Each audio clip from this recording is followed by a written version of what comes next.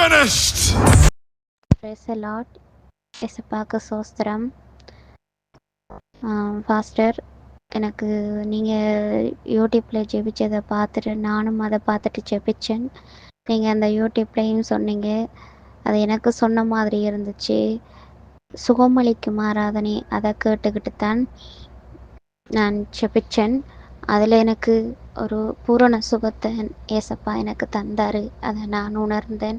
எனக்கு ஒரு மாதமாக இந்த மூட்டு வலி சரியாக நொந்து கொண்டு இருந்துச்சு. காலில் முழங்கால் நோவு ஒரு மாதமாக நான் எல்லாம் இந்த மருந்து போட்டு பார்த்தேன், தைலமெல்லாம் ஊசி பார்த்தேன், எதுக்கும் அதை எக்ஸப்ட் பண்ணலை. ஆனால் எனக்கு ஏசப்பாட வல்லமை என்னை சுகம் அளிச்சிட்டு ஏசப்பாக்கு சோஸ்திரம். ஏசப்பாட நாமம் என்றும் மகிமைப்படட்டும். ஆமேன். கிறிஸ்துவுக்குள் பிரியமானவர்களே, ஆண்டவராகிய இயேசு கிறிஸ்துவின் நாமத்தில் நான் உங்களை வாழ்த்துகிறேன். பரிசுத்த ஆவியானவர் இந்த காலை வேளையிலும் நமக்கு தந்த வேத வார்த்தையானது எரேமியா 23 அதிகாரம் 24 எவனாகிலும் தன்னை நான் காணாதபடிக்கு மறைவிடங்களில் ஒளித்துக் கொள்ளக்கூடுமோ என்று கர்த்தர் சொல்லுகிறார். நான் வானத்தையும் பூமியையும் நிரப்புகிறவர் அல்லவா என்று கர்த்தர் சொல்லுகிறார்.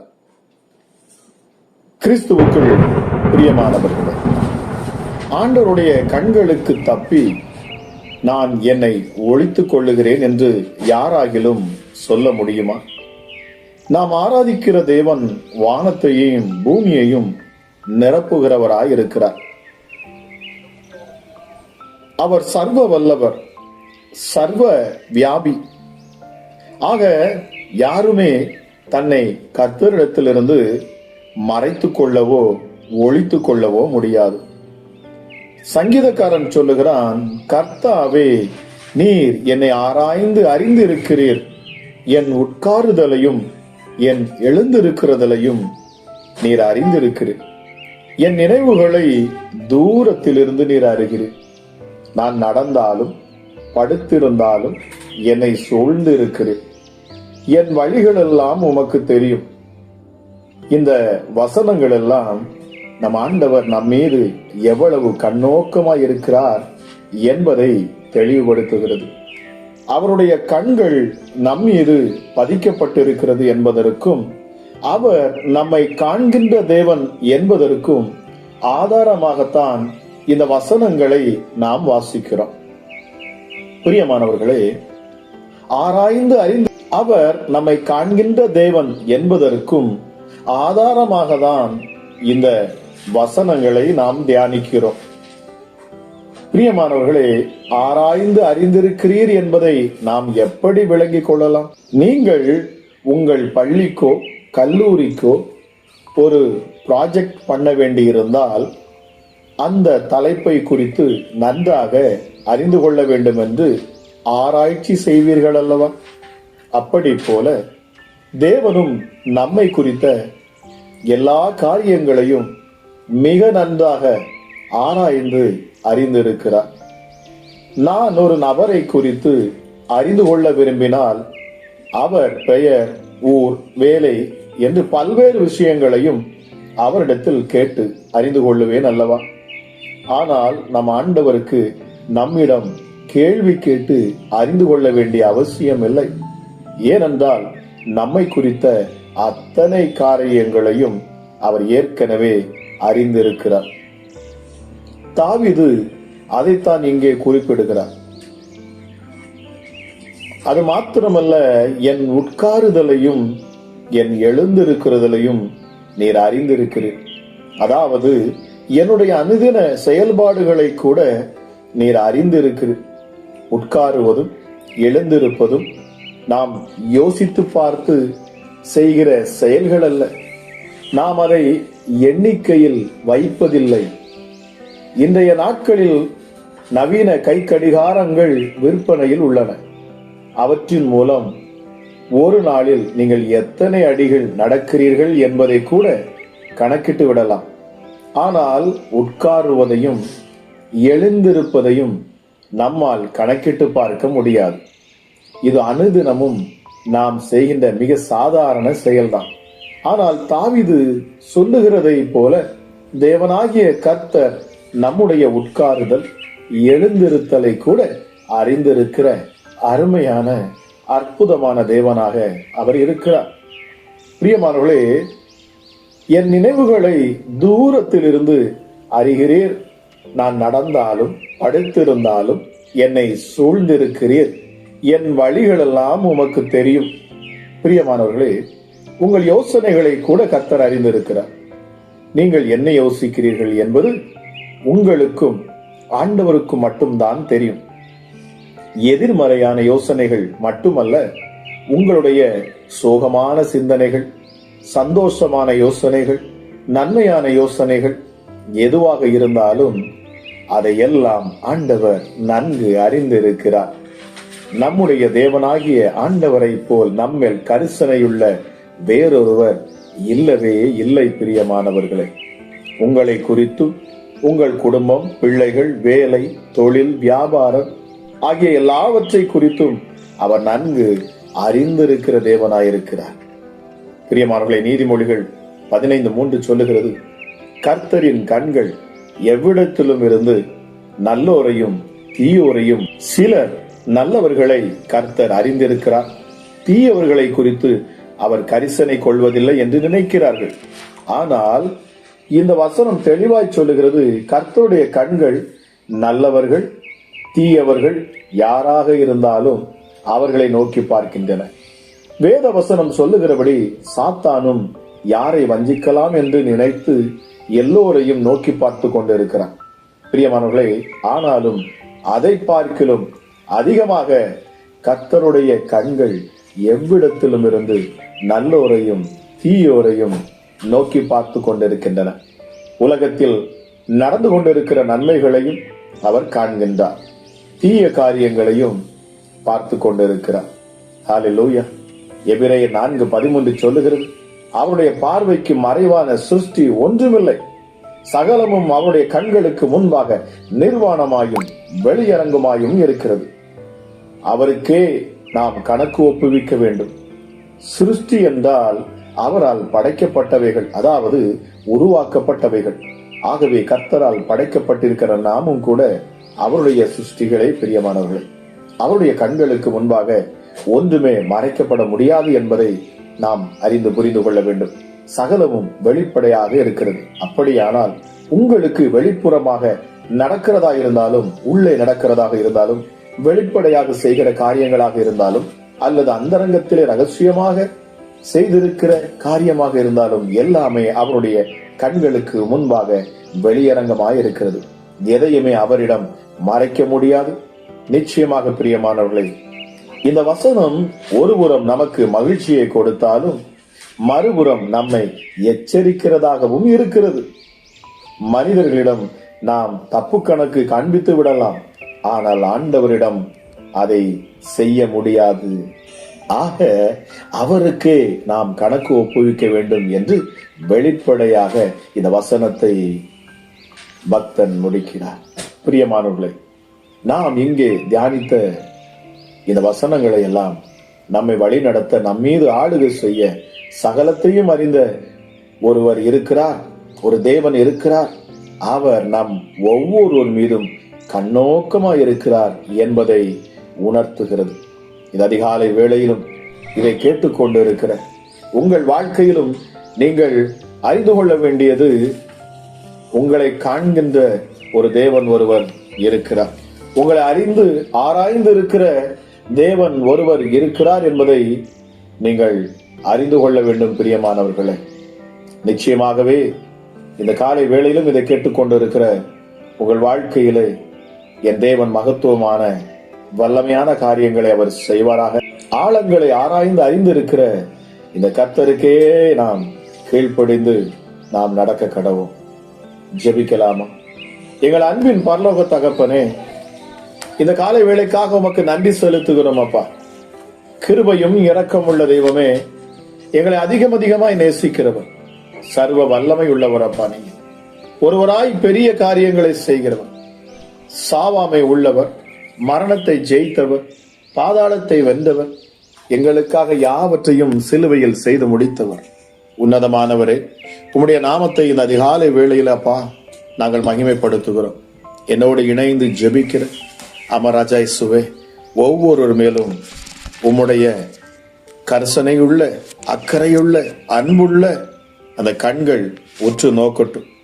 அதிகாலையில் கர்த்தரை தேடுகிறவன் கண்டடைவான் என்கிற வார்த்தையின்படி இந்த காலை வேளையிலும் அப்பா உம்முடைய சமூகத்தில் நிற்கிற ஒவ்வொரு பிள்ளைகளையும் என் ஆண்டோடைய கண்கள் உற்று நோக்கட்டும். ஹல்லேலூயா. நன்றி பரிசுத்த ஆவியானவரே, உமக்கு நன்றி செலுத்துகிறேன். இம்மட்டுமாய் நடத்தின எங்கள் எபினேஸ்வரே, உமக்கு நன்றி செலுத்துகிறேன் அப்பா. ஹல்லேலூயா. வேதம் சொல்லுகிறது, நாள் உண்டாகதற்கு முன்பும் நானே இருக்கிறேன், என் கைக்கு தப்புவிக்கத்தக்கவன் இல்லை, நான் செய்கிறதை தடுப்பவன் யார் என்று சொல்லப்படுகிறது. எஸ், நானே கர்த்தர், என்னை அல்லாமல் வேறொரு இரட்சகர் இல்லை. ஹல்லேலூயா. அவர் பரிசுத்தர், அவர் இஸ்ரவேலின் சிருஷ்டிகர், அவர் நம்முடைய ராஜாதி ராஜாவாக இருக்கிறார். ரதங்களையும் குதிரைகளையும் இராணுவங்களையும் பராக்கிரமசாரிகளையும் அவர் புறப்பட பண்ணி அவைகள் எழுந்திராதபடி ஒருமித்து விழுந்து கிடக்கவும் ஒரு திரி அணைகிறது போல் அவைகள் அணைந்து போகவும் பண்ணுகிற கர்த்தர் அவரே. ஹல்லேலூயா. என் ஆண்டவர் இந்த காலை வேளையிலும் உங்கள் வனாந்திரமான வாழ்க்கையை அவர் தண்ணீர் தடாகமாக அவர் மாற்றுவாராக. தேங்க்யூ. நான் முந்தினவரும் நான் பிந்தினவரும், என்னை தவிர தேவன் இல்லை என்று இஸ்ரவேலின் ராஜாவாகிய கர்த்தரும் சேனைகளின் கர்த்தராகிய அவருடைய மீட்பரும் சொல்லுகிறார் என்று ஏசாயா தீர்க்கதரிசியில தேவன் பேசுகிறார். இந்த காலை வேளையிலும் அப்பா ஹல்லேலூயா, உம்மை போல சர்வ வல்லமை உள்ள ஒரு தேவன் எங்கும் இல்லை ராஜா. நீர் மாத்திரமே அந்த தேவன். நீர் ஒருவரே ஆண்டவர், நீர் ஒருவரே உன்னதர், நீர் ஒருவரே பரிசுத்தர். உமக்கு நிகர் நீரே என்று சொல்லப்படுகிறது. ஆமா ராஜா, உமக்கு நிகர் நீர்தான். ராஜாதி ராஜாவே, எங்கள் யூத ராஜ சிங்கமே, எங்களுக்காக அடிக்கப்பட்ட ஆட்டுக்குட்டியானவரே, இந்த நேரத்திலும் என்னோடு இணைந்து ஜெபிக்கிற ஒவ்வொரு மேலும் ஒரு வல்லமை இறங்கட்டும் அப்பா. தேவ பிரசன்னம் இந்த நாளிலே அப்பா குடும்பங்களை நிரப்பட்டும். ஹல்லேலூயா. உம்மை தேடுகிற யாவரும் கண்டடைவார்கள். இந்த அதிகாலை வேளையிலும் உம்முடைய சமூகத்தை நோக்கி பார்க்கிற ஒவ்வொரு மேலும் மகிமை இறங்கட்டும். சத்துருவின் கிரியைகள் முறியடிக்கப்படட்டும். பிசாசின் தந்திரங்கள் செயலற்று போகட்டும். ஹல்லேலூயா. உன்னதமான என் தேவனுடைய வல்லமை வெளிப்படுவதாக ராஜா. எங்கள் யூத ராஜ சிங்கம். ஹல்லேலூயா. பக்தன் சொல்லுகிறான், உம்முடைய கண்களுக்கு மறைவாக நான் எங்கே போவேன், நான் எங்கே போவேன், நான் எங்கு சென்றால் உம்முடைய கண்கள் என்னை கவனித்து பார்த்து கொண்டிருக்கிறீங்க. உம்முடைய கண்கள் எங்கும் உலாவிக் கொண்டு இருக்கிறது. பூமியிலே என்னை தேடுகிற மனுப்புத்திரர் உண்டோ என்று கர்த்தருடைய கண்கள் நித்தமும் அறிந்து ஆராய்ந்து சோதித்தறிகிறது. இசப்பா, இந்த காலை வேளையிலும் இந்த ஜெபத்தோடு இணைந்து உம்மை நோக்கி பார்க்கிற ஒவ்வொரு பிள்ளைகளையும் உம்முடைய கண்களும் காண்கிறது என்பதை நான் விசுவாசிக்கிறேன். ஆக இந்த அதிகாலை வேளையில் அப்பா, என்னென்ன விண்ணப்பத்தோடு உம்முடைய சமூகத்தில் வந்து நிற்கிறார்களோ அத்தனை பேருக்கும் என் தேவன் அற்புதத்தை நீர் செய்யணும். உம்முடைய மகத்துவம் உள்ள நாமத்தின் மகிமை கண்டு நீர் அதிசயங்களை செய்யணும் அப்பா. தடைகள் நீக்கப்பட்டு போகட்டும். ராஜாதி ராஜாவே, ஒருவேளை பிள்ளைகள் மேல் காணக்கூடிய குற்றங்கள், குறைவுகள், பாவங்கள், அக்கிரமங்கள், மீறுதல்கள் இருக்கும் என்று சொன்னாலும் என் இயேசுவின் ரத்தம் கழுவி பரிசுத்தப்படுத்தி மீண்டும் நீதிமானாய் நீர் மாற்றுவீராக. பிதாவுக்கு முன்பதாக நிறுத்தி அப்பா பிதாவே என்று கூப்பிட பண்ணுவீராக ராஜா. எஸ்டர்டே பரிசுத்தம் உள்ள ஒரு நீதிமானாய் நின்று ஒருவன் தேவனை நோக்கி கூப்பிடுகிற பொழுது அவன் கூப்பிடுதலை கேட்டு அவன் விண்ணப்பங்களுக்கு செவி கொடுத்து அவன் விருப்பங்களை நிறைவேற்றி தருகிற எங்கள் அற்புத தேவன் அப்பா. நீங்க அதிசயமான உம்முடைய கரம் இந்த காலை வேளையிலும் ஒவ்வொருவரையும் தொடரும் அப்பா. இயேசுவே, என்னை மன்னியும். நான் ஒருவேளை உம்முடைய கண்களுக்கு மறைவாக அந்தரங்க பாவங்களை நான் செய்திருக்கலாம், குற்றங்கள் குறைவுகளை நான் செய்திருக்கலாம். ஆனாலும் என்னை அழைத்தவர் நீர் உண்மையுள்ளவர் அப்பா. என்னை மீண்டும் நீர் உருவாக்குவீராக. உம்முடைய பரிசுத்தமுள்ள இரத்தம் என்னை கழுவட்டும். என் பலவீனங்களை என்னை விட்டு நீக்கி தாரும் அப்பா. ஹல்லேலூயா.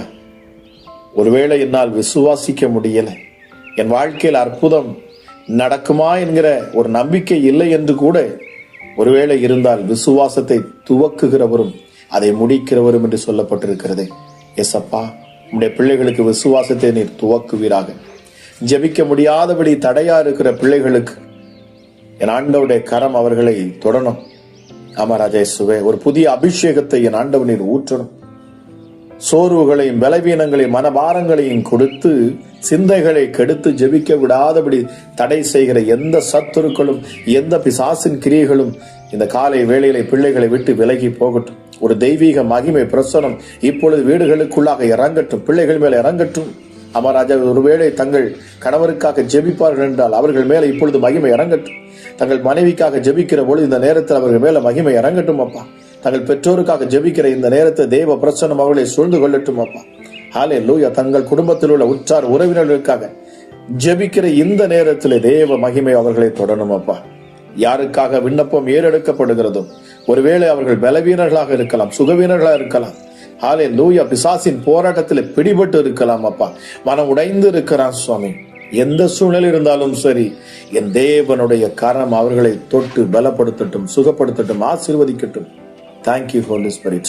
பொருளாதார நெருக்கங்கள் மாறட்டும் அப்பா. தரித்திரத்தின் ஆவிகள் வெளியேறட்டும் இயேசுவின் நாமத்தினாலே. கைகளிலே பணங்கள் இல்லாதபடிக்கு தடை செய்கிற எந்த பிசாசுகளும், பொருளாதாரத்தை நெருக்கத்தை கொடுத்து வேதனையை கொடுக்கிற, கடன் வாரங்களில் சிக்க வைக்க நினைக்கிற எந்த சத்துருவின் கிரியைகளும் இயேசுவின் நாமத்துல இந்த அதிகாலை வேளையில சகலமும் கட்டப்பட்டு போகட்டும். Thank you holy spirit. பரிசுத்த ஆவியானுடைய வல்லமை ஆற்றலும் வெளிப்படட்டும். ஆவியானவர் எங்கோ அங்கு விடுதலை உண்டு. அவர் அசைவாடுகிற பொழுது அந்த இடத்திலே ஒரு மறுரூபம் உண்டாகிறது. பரிசுத்த ஆவியானவர் அசைவாடுவார் என்று சொன்னால் அந்த இடம் முழுவதுமாக தேவ மகிமையும் தேவ பிரசன்னமும் இறங்குமே. ஆவியானவரே, உம்முடைய அசைவாடுதல் ஒவ்வொரு மேலும் உண்டாகட்டும். மதுபானத்துக்கும் ஹல்லேலூயா போதை வஸ்திரத்துக்கு அடிமையா இருக்கிற எந்த ஒரு பிள்ளைகளுக்கும் இப்பொழுது விடுதலையை கொடுக்கணும் ஆண்டவரே.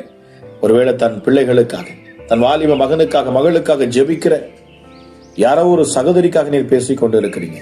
இந்த காலை வேளையிலும் அப்பா அவர்கள் விண்ணப்பத்தை ஆண்டவர் நீர் கேட்பீர், நான் விசுவாசிக்கிறேன். அற்புதமான மாற்றங்களை நீர் கொடுப்பீர் ராஜா. சரீரத்துல காணக்கூடிய கட்டிகள் மறைந்து போகணும், பலவீனங்கள் நீங்கி போகணும், வியாதிகள் முழுவதுமாக நீக்கப்பட்டு போகட்டும். என் தேவனுடைய சுகமளிக்கிற வல்லமை பிள்ளைகள் மேல இறங்கட்டும் ராஜா. ஹல்லேலூயா. பலவீனத்தில் பலன் தரும் என் ஆண்டவர். இந்த காலை வேளையிலும் நான் விசுவாசிக்கிறேன். அற்புதமாய் என் ஆண்டவர் நீர் அதிசயங்களை செய்யும்படி நீர் இறங்கி இருக்கிறீர் என்று நான் விசுவாசிக்கிறேன். இந்த நாளை ஆசீர்வதித்து தருவீராக. இந்த நாள் அற்புதமான நாளாக இருக்கட்டும், ஜெயத்தை எடுக்கும் நாளாக இருக்கட்டும், வெற்றியை பார்க்கும் நாளாக இருக்கட்டும் அப்பா. ஹல்லேலூயா. நான் உனக்கு முன்பாக சென்று கோணலான வேலை செவ்வையாக்குவேன் சொன்னவர். கரடுமுரடான பிள்ளைகளுடைய வாழ்க்கை பாதையை ஆண்டவனை சரி செய்யணும் அப்பா. துக்கத்திலும் துயரத்திலும் கண்ணீரோடும் இருக்கிற பிள்ளைகளுக்கு என் ஆண்டவர் நீர் ஆறுதல் செய்யணும். ஹல்லேலூயா. வாழ வழி இல்லையே, நான் என்ன செய்யட்டும் என்று சொல்லி மரண போராட்டத்தில் இருக்கிற, மரண சிந்தையில் இருக்கிற, மரண எண்ணம் கொண்டு இருக்கிற யாவருக்கும் என் ஆண்டவர் சொல்லுகிற வார்த்தை, நான் உன்னோடு கூட இருக்கிறேன். நான் உன்னை விட்டு விலகுவதும் இல்லை, உன்னை கைவிடுவதும் இல்லை. உன்னை மீண்டும் நான் கட்டுவேன், நீ கட்டப்படுவாய். நன்றி பரிசுத்த ஆவியானவரே. இந்த காலை வேளையிலும் நீர் கொடுக்கிற வார்த்தைகளுக்காக நன்றி.